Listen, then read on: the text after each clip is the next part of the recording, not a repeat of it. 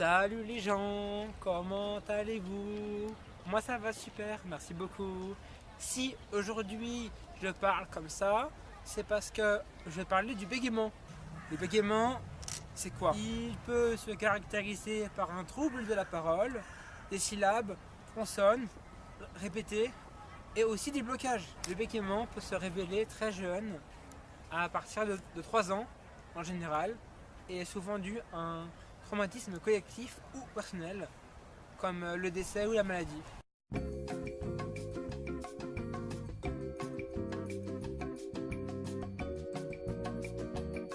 Le bégaiement touche les garçons comme les filles, les plus jeunes comme les plus âgés, mais ce sont les garçons qui sont les plus touchés par ce trouble de la parole. Mais ça n'a rien à voir avec l'intelligence, car tu peux être con comme un balai et bégayer, et avoir le QI de Einstein et bégayer quand même.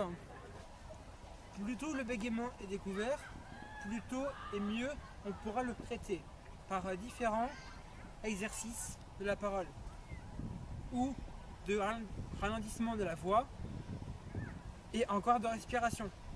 Il y a plusieurs situations compliquées quand tu bégayes.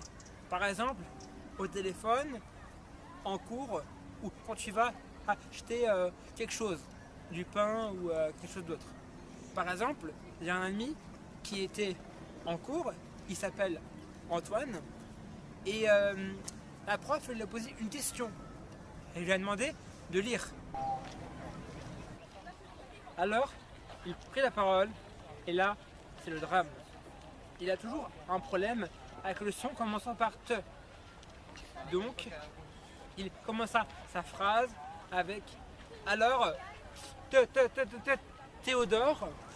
Ses potes se sont gentiment moqués de lui en le comparant au bruit d'une mitraillette. Alors bon, forcément, la prof a été super gênée avec les camarades. C'était gênant pour les deux côtés. Et maintenant, je vais vous donner quelques données. Environ 1% de la population française bégaye, ce qui fait à peu près 600 000 personnes bèguent en France.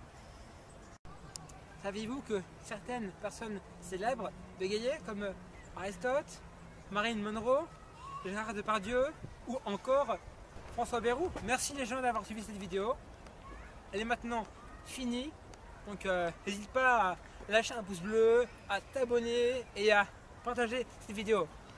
Ciao! Toi tu parles, moi je suis en train de bégayer. C'est comme si toi t'étais sur un mirage et moi sur une barque en train de bégayer. Je me souviens de toute cette rage qui m'envahissait. Ça me rendait barge et je me renfermais.